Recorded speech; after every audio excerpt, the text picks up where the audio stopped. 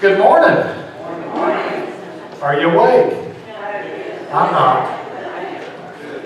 You ever get that feeling you sleepwalking through your day? That's me. Okay. Well, it's good to be here in the Lord's house today to worship Him in spirit and in truth. It's good to be here in the warm. It's been a little chilly outside, hasn't it? Just think it's going to be one day next week. It's supposed to be here 70 degrees, I believe. Isn't that crazy? Got a few things going on. I've got a bunch of stuff up here on the pulpit to remind me to announce stuff. And I put these out myself. In the back of almost every little pew holder, there's an envelope for the Annie Armstrong Easter offering.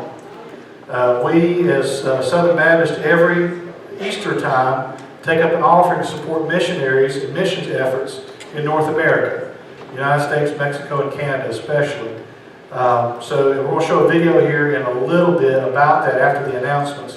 I do want to mention to you the envelope should be in the back of your pew. If you're able to give, I encourage you to give that. Now remember, it's above and beyond your normal tithe and offering. I encourage you to give to support missionaries. Also mentioned to you, we've got our hat ministry on Tuesdays, continuing again at 6. And you got the insert in your bulletin on the back of the song. It says Lent. Lent lunches. Now, Renee had a little bit of issue with these being cut out, but you'll notice there are going to be a series of 5 Lenten lunches. Every Wednesday, starting this Wednesday, running through the 1st of April. So there's going to be at noon. They're going to be all at First Methodist except for the 18th. We'll be hosting it here in our activity building. And it's going to be an easy, quick meal. It's going to be a devotion and maybe a song or two. In fact, I talked to Tim Baker this week, and Tim may sing a song, special music at our program. I've already talked to Ted to maybe play a song for us too on the 18th. I'm sharing the devotion for 3 of those 5 services. So I encourage you to come out. We'll be looking at the Gospel of Matthew, and it's the last week of Jesus' life. Each Wednesday we'll talk about one of those last days of Jesus' life before the crucifixion. So I encourage you to come out and do that and socialize with the Methodists, the Presbyterians, and the average people you may find on the street. In fact, if you know somebody that wants a free lunch, invite them out and say, hey, free lunch. They might get a dose of Jesus too, but you get your free lunch, right? Just mention that to you. And Barry wants me to emphasize that the 10th is a trip to Gaffney for the live embers. The van will leave at 9 o'clock. Sign up on a bulletin board. But it needs at least 10 people to make it a successful trip to get special discounts. So if you can, please sign up for that. What is the discount normally, Barry? I forget. 20% off of hammocks. Now, hammocks is usually cheap anyway, but 20% off of that, that's a steal. They might as well lock you up. You're going to be stealing so much stuff, okay? But I encourage you to look into that. Also mention to you that for last Sunday, we took up a love offering. Tuesday, we had our pancake supper, and we took up an offering there. So all that combined in with the $200 we have budgeted, we raised $924 for the Dallas High Shoals Christian Ministry. So take your right hand and pat yourself on the back and fight against whichever. Thank y'all so much for that. And you know, we had the pancake supper. Between the toboggans and the pancake supper, we had 62 people. That's more than we have most Sundays, isn't it? It's amazing, isn't it? Yeah. But it was good cooking, good food, good fellowship. The Ash Wednesday, we already had a scant few out there at Ash Wednesday over at the Methodist Church, but it was a good opportunity to worship. But y'all keep in prayer these Lenten lunches. It's a good time to reflect and to think and to fellowship with other Christians. We so often get in our own little bubbles, especially as Dallas Baptist Church people, and we may know somebody from Methodist Church from Loose Connections or somebody from Presbyterian Church. But I'm convinced if we're going to change this community for the better, we as Christians, Baptists, Methodists, Lutherans, Catholics, whatever we are, we need to work together to be the kingdom of God in this community. And it's going to take all of us to make a difference. I also mentioned to you, it's not in the bulletin, but we do have a deacons meeting next Sunday after church. So deacons, next Sunday after church service, will have a deacons meeting. Mentioned to you, we did receive a letter, a card from the Brown family, the Browns, the Binghams, and the Buchanans. If I get it unfolded here, it says, Dear Dallas Baptist family, thanks to our church family for the amazing way you cared for our family during the loss of our mother-in-law, and grandmother, Martha Brown. The prayers, calls, and cards were very much appreciated. A very special thank you all to all who took the time to prepare food for our meal after the funeral. It says thank you Tony, Shuri, Kim, Michelle, Jamie, Logan, Harper, and Jensen. I'm sure Jensen signed it himself, didn't he? Okay, he did, okay. Well, the actual card itself is back on the bulletin board, so my translating skill sometimes is not the best. And I've got an envelope right here that is full of thank you letters. I'm going to give these to Audrey here after the service. I'll read a few of them to you. As y'all know, we are sponsoring a 5th grade class over at Carr Elementary, and I know that Audrey and Kathy especially have been doing their best as children's ministry and care ministry to do special things for the kids, and I know that some others in our church are volunteering, going over there once a week to read to the children, eat lunch with them, spend time with them, and I know y'all are praying for them. But anyway, we received letters from the students. Here's one, for example. Dear Dallas Baptist Church, thank you for the Valentine's Day goodies. I really appreciate it. The snack was really tasty with a capital T. Also, thanks to McDonald's coupons. Got them a little thing for like free hamburgers at McDonald's. But in all the words I have to say, just so much thank you so much for thinking of us this Valentine's Day. All these letters are very similar, but you know, it's amazing. I'm glad the teacher, Miss Barron's doing this, making her children sit down and write thank you letters. That's a long lost art in it, writing thank yous.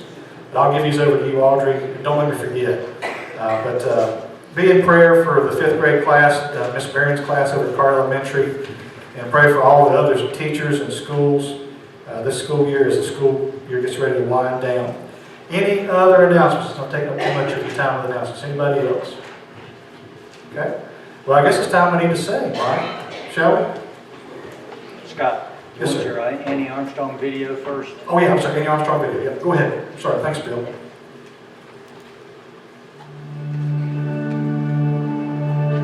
Sometimes people ask why. Why do we do this? When we came up here, I didn't feel capable. Because I was scared. Why do we take our families away from places that are familiar and move to places that are far off? My wife was 9 months pregnant, and we did not know one person who lived in the city. Why do we come to where there's nothing so we can try and start something? The Lord really He broke my heart for this city before I stepped off the plane. Why do we stress and strain and struggle and sweat just to make life better for someone else? There's so many people that are broken, that are lost, and it's heartbreaking. Yes, sometimes people ask why, and when they do, we tell them there's places where the truth hasn't yet reached. We need to share the gospel and reach out our community. We tell them there's a God who loves them so much, He sent us. God spoke to us, broke our hearts for the city, and God's call trumps all. And we tell them there are people who love them so much, they give so that we can go. When people give to missions, things happen. New believers are getting baptized, new churches are started. So when people ask why, that's what we tell them. We tell them it's the gospel. It's all about the gospel.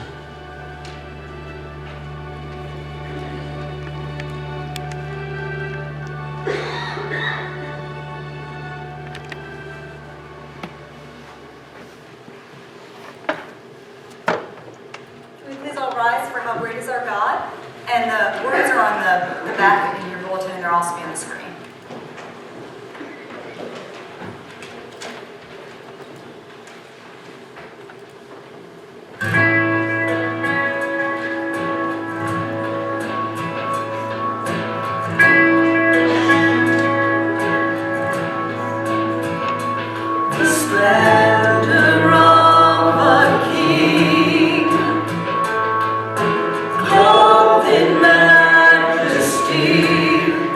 Let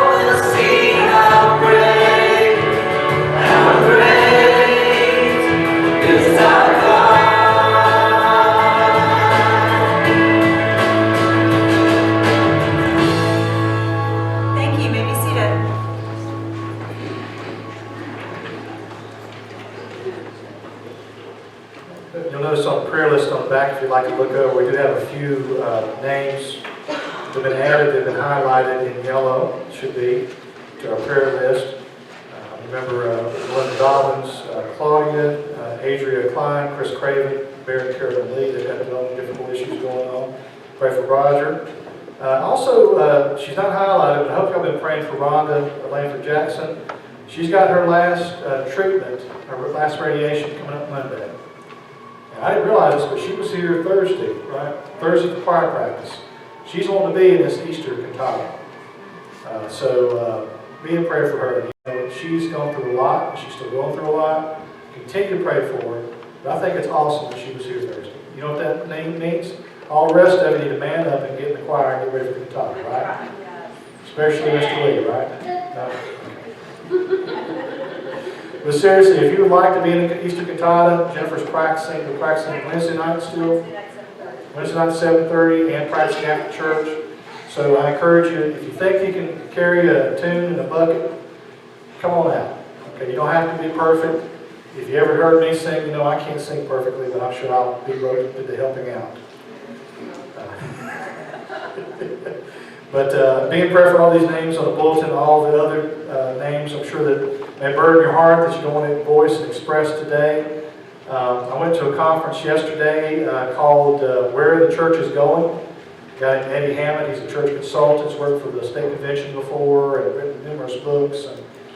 And we're talking about what church is going to look like 10, 20 years down the road. Especially in light of the fact that churches are closing their doors almost daily. And that, for at least for Southern Baptists, the normative number of church, at least worshipers in a church is under 100 for most Southern Baptist churches. What's it going to look like 10, 20 years down the road? And while some of the trends scare me, I'm confident that God will still be a witness in our community and other communities, because the kingdom of God is bigger than any individual church. It's bigger than these walls. But it entails us, being the people of God, living in this community as the people of God and showing others to Him. Let us pray. Heavenly Father, we thank you so much for this opportunity to come into your house, to worship you, to give you the praise, Lord. Maybe to be fed a little bit as well, Lord, from the singing and the words shared today, Lord. Speak to us, Lord. Revitalize us to go out to the mission field, to this community, or even our own homes, sometimes the mission fields, Lord. May we point others to you through our words and through our actions, through our compassion, through our caring. And Lord, for our stick-to-itness, our steadfast love that you show to us, Lord, may we show it to others. Lift up all these prayer concerns, Lord, all those that are on the prayer list, the unspoken ones as well, Lord.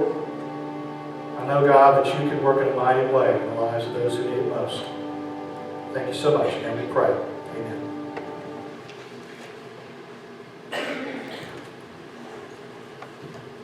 Can we please all rise for number 48, Morning Has Broken?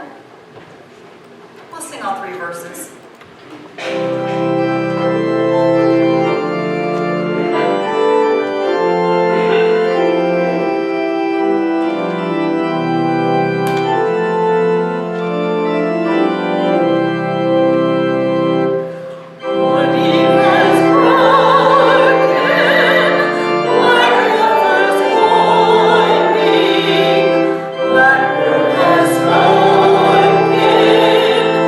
Like the first bird.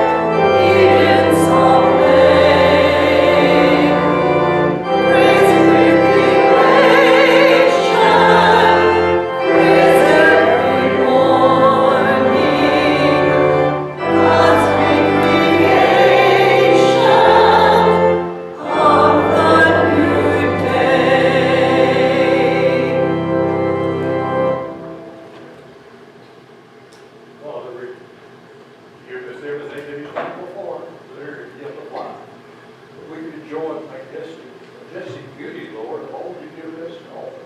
Give us, Lord, your holy word. Give us the confidence that you're close. You're nearer our own soul than mine, Lord. If we hold our hands through each life, if we commit in faith to you. Thankful for that opportunity, Lord, to walk with you day by day.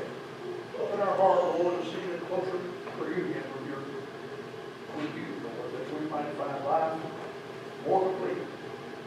Thankful for the opportunity to return a portion of your goodness to us. The ongoing wonderful work of your kingdom. We pray it, Lord, in Jesus' name. Amen.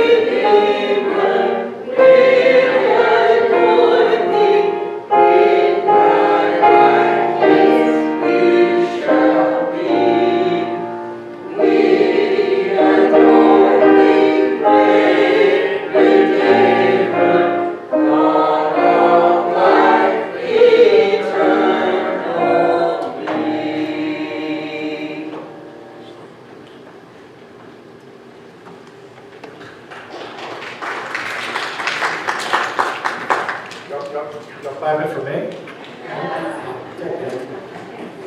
I wouldn't clap for myself, I just let you know.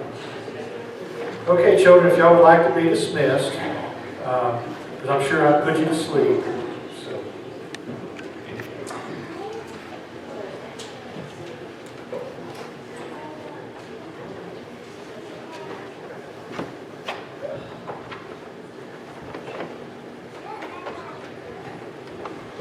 In my house, I have 4 bosses. Of course, my wife, my 2 children, and our dog. So just let you know, one of my bosses has confer with me. So I know for some of y'all last year when we talked about Lent, it was kind of a new idea for you. And in fact, somebody asked me, is that dryer Lent? Is that belly button Lent? What type of Lent are you talking about, preacher? I know most Baptists don't celebrate Lent for various reasons, maybe too Catholic or too Lutheran or whatever. But I think for me, at least the way I perceive Lent, it's a season of reflection. You know, it's not bad to think back about your life and to maybe see where you are. Put a mirror up to your face and say, where am I? Who am I in God right now? How's my walk with God? Lent is that season of reflection. It's 40 days from Ash Wednesday through Easter, excluding Sundays. And usually people give up stuff. But I want to show a little video to you. We're going to talk a little bit about Lent before we get to the sermon today.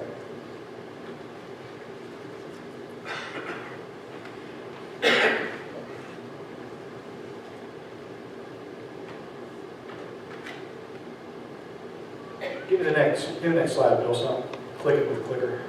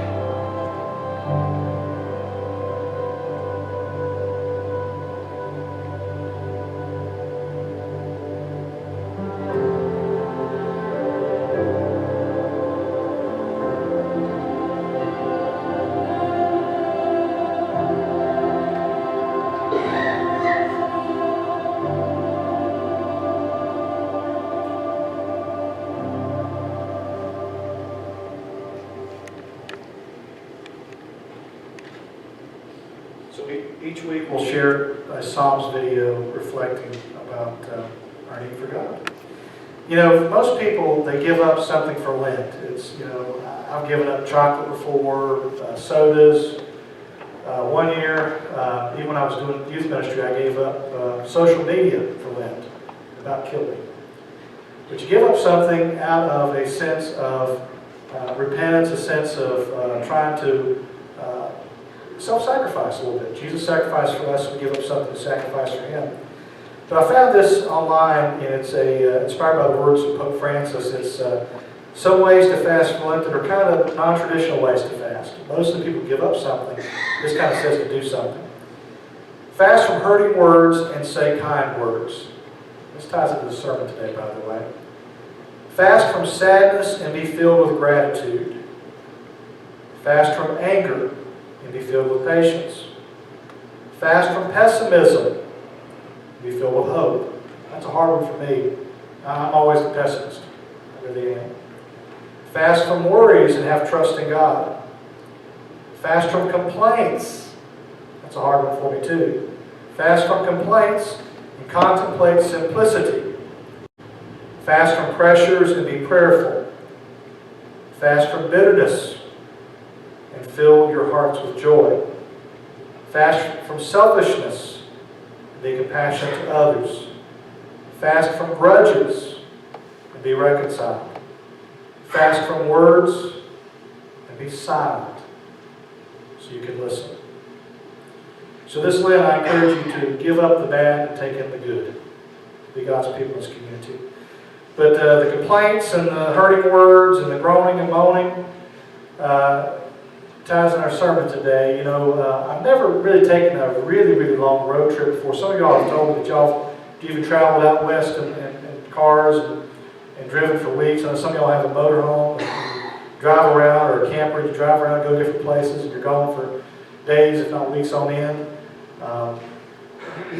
My extent of interesting road trips pretty much consists of us going to Disney World with the kids.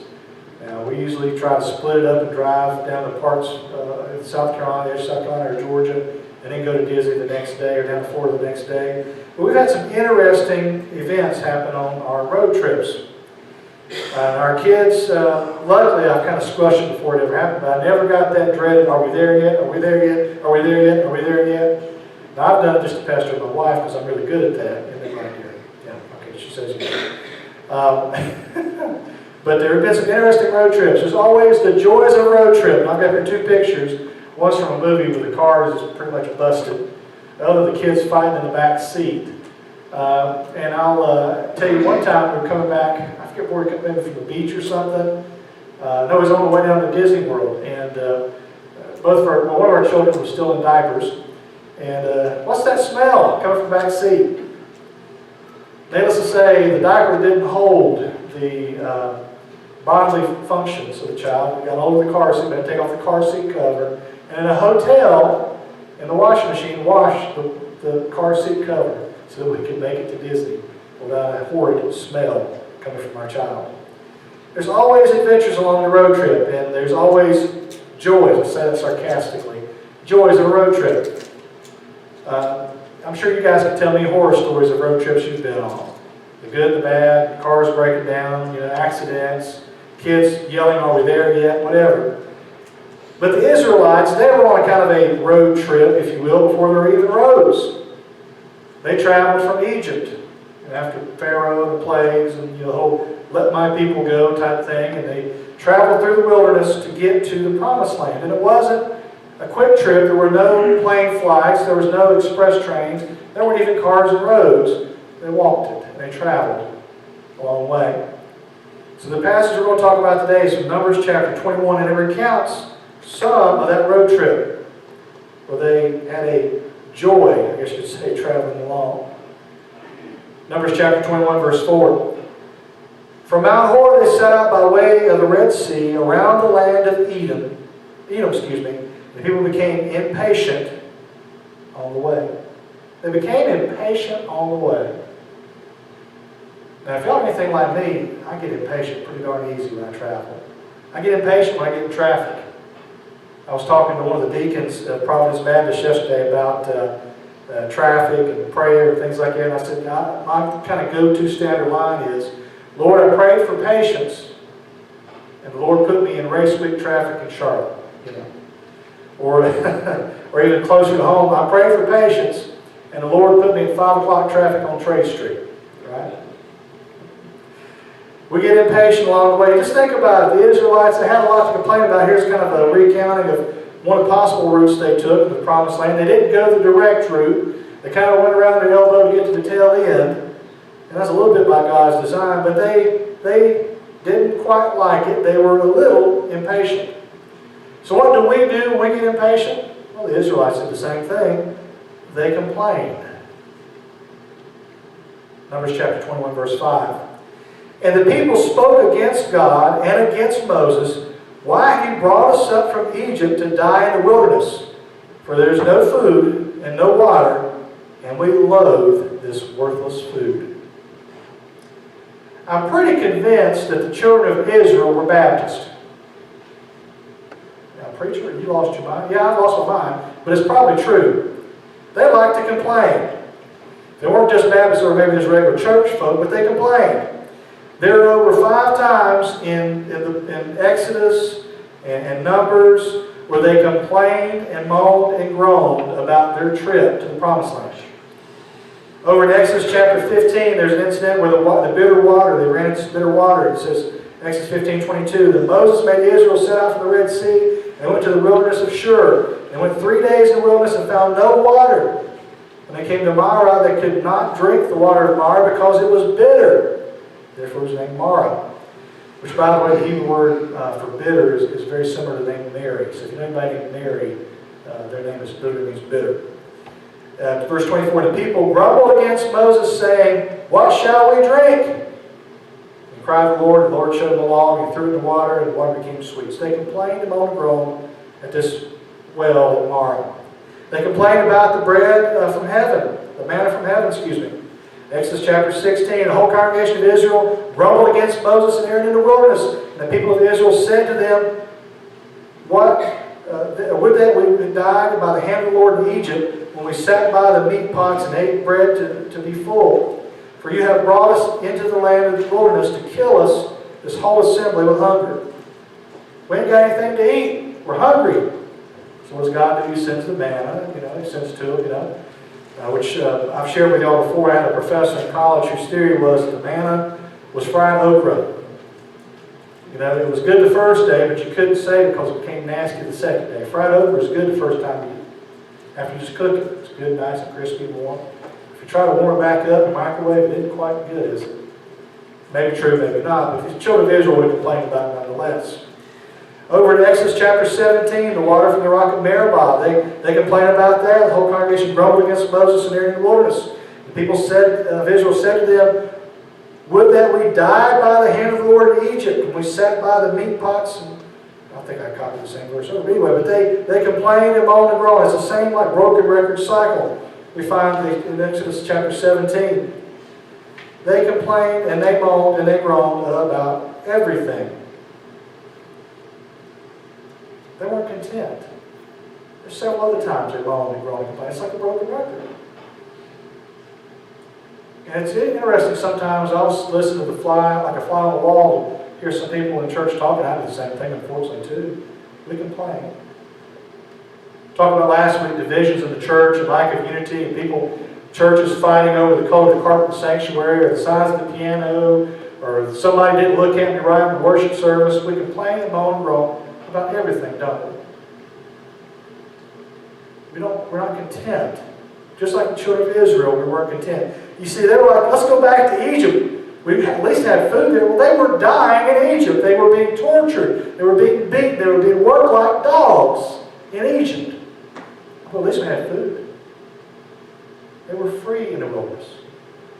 They might have been perfect, but they were following God. God had told them to go. They were doing what God wanted them to do. You see, this is an issue of trust, isn't it? They didn't trust God enough. Well, we want more food. This water, we don't have any water. Life isn't what we want it to be. God gave them all that they needed. God gave them manna when they needed it. God gave them sweet water when they needed it. God provided. I mean, it wasn't luxurious by no means. It wasn't the Hilton. They wasn't riding around in the most comfortable seats in a nice cart or buggy or whatever. It wasn't the Lexus or the Cadillac of the day. But God gave them what they needed. You see, many of us, we moan and groan and complain because maybe we're a little too self-absorbed. It chokes me up because I'm too self-absorbed. Maybe a little too self-absorbed, or maybe we don't trust God enough with the situation. Oh man, these pews used to be so full. Used to be so many people here. I miss those old days. Maybe if we did this that way or did that other way, maybe things would be a lot better. Maybe. Maybe if we stop sitting back on our laurels and complaining and trust God a little more, maybe more things would get done in a positive way. You see, it was an issue of trust in many ways with them.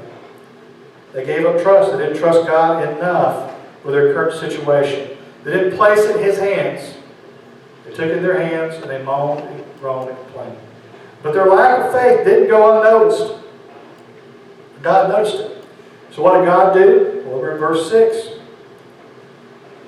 Excuse me. Get all choked up about this. The Lord sent fiery serpents among the people, and they bit the people so that many of Israel died. You see, the lack of faith led to God sending something to wake them up. A little bit of judgment to get them going. The first response of God to the lack of faith was judgment to maybe help them to refocus, to reframe their situation, to rethink things, to get their minds in the right place. Their minds were thinking back about the land of Egypt, where they may have seen a rosy past, but it wasn't really that rosy, was it? It wasn't really as perfect as they make it out in their moaning, groaning, and complaining. They were dying.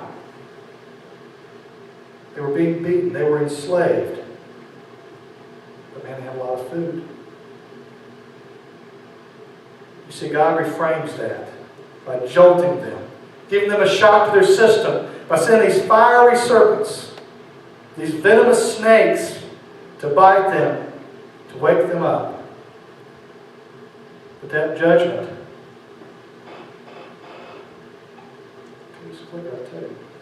that judgment leads, in verse 6, leads to verse 7. It says, the people came to Moses and said, we have sinned. We have spoken against the Lord and against you. Pray to the Lord that he takes away the serpents from us. So Moses prayed for the people. You see, there was sin, there was complaining, which led to the judgment, which led to their confession. You see, this generation, unlike the older generation, they actually confessed their faults before God. They tried to get right with God. Their minds had been reframed, their hearts had been turned because of this wake-up call, the judgment of the snakes. Well, what's it going to take for us to maybe wake up, quit our moaning and groaning and complaining, and turn to Him? I don't think God may send literal snakes to us, maybe, probably not. God may send something our way to jolt us into trusting Him a little more and not moan and groan and complain about His plan. You see, what's the song say? He never promised you a rose garden. God never promised us a rose garden, but He promised to take care of us and to watch over us and to care for us. And He does that. He does that. But we have to turn to Him and trust Him along the way. So from verse 7 we move to verse 8. And the Lord said to Moses, make a fiery serpent and set it on a pole, and everyone who is bitten, when he sees it, shall live. So the Lord made a bronze serpent and set it on a pole. And if the serpent bit anyone, he would look at the bronze serpent and live. This is one of the strangest things, I think, in my opinion, in the Old Testament. There's a lot of strange things. God made this pole, and Moses had to make this pole with a bronze serpent on it. If people look at this thing, they would be healed. You know, growing up as a Baptist, we don't have idols, we don't have icons. You know, some denominations have a sanctuary, they have little figures or statues around, icons to look at and to worship, to draw the worship in. The Eastern Orthodox tradition especially has these paintings, this iconography that we don't have as Baptists, as Protestants. But Moses built this thing to focus the people. You see, this bronze serpent maybe had been an odd sight, but it was used to remind the people that God was working amongst them. Even though that they had complained and God's forgotten us, that we're dying out in this wilderness, God was still working. They needed a tangible reminder of that. And God gave them this bronze serpent. It served as a visual aid to remind them to have faith in God. He's on His throne. Have faith in God. He watches over His own, as the hymn says. When we get down in the dumps and complain and get discontent with the situation, I think a lot of times it's our self-absorption, but often or not, it's us losing faith in God working in the process. We need reminders every now and then that God is working. Now, I'm not going to hold up some bronze serpent to remind you, But God has given us this book, this wonderful book called the Bible, to remind us. God's given us the Holy Spirit to remind us. Sermons, psalms, various things to remind us that He is working amongst us. He's still working, even though it may not seem like it. Now, this bronze serpent was a reminder, a visual aid for the people, an object lesson, if you will. Kind of like the other Sunday when I passed out the Rubik's Cubes for the sermon. It was a visual aid, a tangible thing for you to have, to think about decisions in life and consequences in life.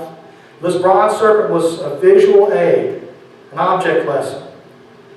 But the problem ended up being, after several generations, after a while, that object that was intended to remind the people of God, to make them focus on God, that object lesson turned into something bad. It became a crutch that turned into an idol.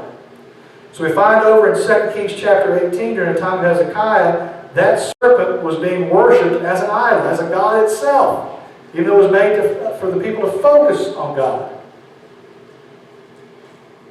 And I'm convinced that we, just like the children of Israel, sometimes we have things in our life that we use as crutches to maybe help us look to God, but they become our idols themselves. You know, this book, this holy book, the Bible, you know, it's wonderful in itself. But it's just something that points to God, isn't it? It's just words on a page. Without the Spirit to guide us, it's simply not much. But it points us to God. But there are some people who've taken this book and somehow, in some way, they have made it kind of bigger than God, larger than God. There's some people who use religion, their practices, their faith as a crutch. It's supposed to point to God. It's supposed to be used to remind us of God and God's faithfulness working in our community, working in us. A lot of times those practices, those rituals, become the crutch that become our idols. One of the things we're going to talk about next month, actually this month, excuse me, it is March 1st, isn't it? In a few weeks we'll be talking about the story of the man born blind in John's Gospel. And how different individuals, different groups let him down. And one group that let him down was the religious folk, the Pharisees. In many ways the Gospels remind us that the Pharisaic religion was good in some way. Maybe it started out good, but it became kind of a point where the religion became the crutch. Where the religion became bigger than God. The ritual, the rules, the regulations became bigger than God. And that's an idol. Now, point being, it may turn out that there are things in this church that we may need to change. There may be things in this church to survive, to thrive, to be obedient to God, to be faithful to God, we may need to change. One of the things we talked about at the conference yesterday that broke my heart was some of the trend, and we see this in our community, some of the trends amongst churches is to get rid of a church sanctuary and to meet somewhere like a storefront or an old warehouse. Venture Church meets in an old building. It was used for something totally different years ago. And I was talking to the lady sitting beside me, one of the deacons at Providence Baptist, and I said, you know, one of the things that I lament about this change in church and culture and how the church is going is the loss of sacred space. And I came to the sanctuary this morning and I took pictures of the sunlight shining right through that beautiful stained glass right there. And I looked over this beautiful stained glass right here. And they are beautiful. And for most churches that have stained glass, they're beautiful visual aids to remind the people of God's beauty, God's glory. To remind us of the stories of Jesus knocking on the door, wanting to come into our heart, or the Good Shepherd who cares for the one. In fact, in medieval Christianity, a lot of Christians a lot of people couldn't read. They couldn't read, especially Latin, let alone anything at all, even vernacular language. They couldn't read. So most of their theology wasn't coming from the priest who spoke and did the service in Latin, or the Bible they couldn't read is in Latin. Most of the theology came from the stained glass and the architecture and the sacred space. These big Gothic cathedrals were huge to remind the people that we serve a big and mighty and majestic God. One of the things that I came to the conclusion of yesterday is I'm going to have to mourn that. Because while the stained glass in the sacred space is beautiful, and I don't want to get rid of it, it's just something that points to God. It's just a crutch, a reminder. And don't hear me say we're going to sell this building. I don't want to do that. Don't hear that in this. But I want us to think about what's most important. It's not building. It's not pews. It's not our traditions. It's not our rituals. It's not things we normally do. Most important in this is God. And if we are to thrive and to have faith, we need to have faith in Him and not in the stuff, not in the things, not in traditions, not in trappings. To focus on Him. We need to believe. It's easy to get stuck like the children of Israel, wandering around in the wilderness needing a GPS to guide them where to go. They complained at every turn. At least 6 times in the Old Testament they complained in the wilderness. It's easy to get that way. It's easy to lose faith that God is going to take us where He needs to take us, that God will see us through. It's easy to do that. God has given us reminders, though, that He is faithful. Stained glass, beautiful sanctuary, the Scriptures, the Holy Spirit, fellowship of the saints. God's given us reminders, but we need to have faith. Mark 9:24 says, immediately the father of the child cried out and said, I believe, help my unbelief. God, I believe in You. It's not easy sometimes. Life is rough. It's hard for the churches. It's hard for your Christian people in this world today. I believe. Help me through this unbelief. Help me through this lack of faith. We're on a long journey of life with our end point being glory. It's easy for us to lose faith, and oftentimes we need reminders. But faith is trusting in a God that we don't see and trusting in His plan that we don't fully know. I have no idea what God has in store for this church 10, 20, 30 years down the road. I have no idea what God has in store for this church a year or two down the road. I have my ideas, but God may change that. We have our ideas, but God may change that. Our job is not necessarily just to make plans, not to keep the trappings. Our job is to follow Him faithfully. The children of Israel, they moaned and groaned and complained, but their job was just to follow God faithfully. May we not get stuck in the complaining. May we not get stuck in the faithlessness. But may we trust Him where God is leading us daily, individually as Christians in our Christian walk, but as a congregation, as God moves us forward. Even if this church closes its doors, even if the Presbyterian church next to us closes their doors, it doesn't matter. God's presence will still be in this community, amongst His people. God doesn't necessarily need us, though. The Bible reminds us even the rocks will cry out. But I have a sneaking suspicion as long as we're faithful to Him, He'll be faithful to us. Let's trust Him. As we sing, musicians are coming. Maybe you've lost faith along the way. Maybe the journey of life has been hard for you individually, and it's hard. Maybe you've lost track of it. Maybe you started in that road of moaning, groaning, complaining like the Israelites. Come back to Him. Gain faith in Him again. Maybe we as a church, maybe we got too stuck in the road of complaining, moaning, and groaning. Maybe we need to trust Him faithfully where He's leading us, even though we don't know where it's going. Let us sing. Please all rise for number 447, Trust and Obey.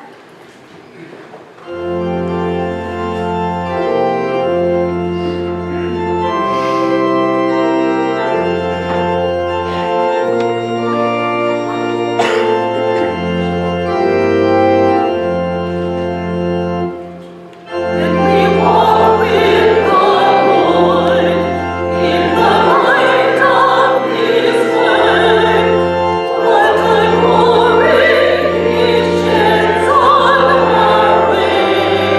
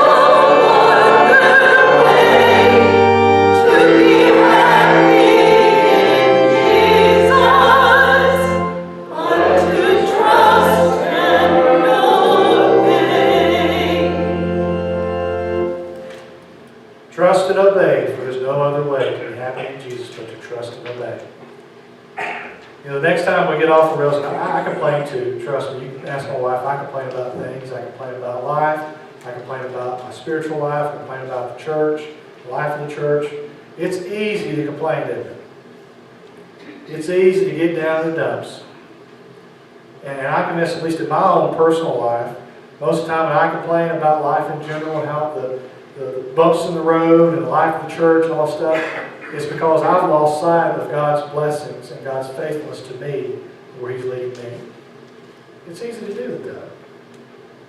Let's don't fall into the trap the Israelites did, the children of Israel. Let's trust and obey. They were too Baptist like when they complained, didn't they? You know why I said that? Because we complain a lot, don't we? Not just us, but I'm sure all the other churches in this community, we can find complainers. It's easy to do, but we have to trust in Him more. Let's be dismissed in prayer. Heavenly Father, this week may we trust and obey. May we follow You, Lord.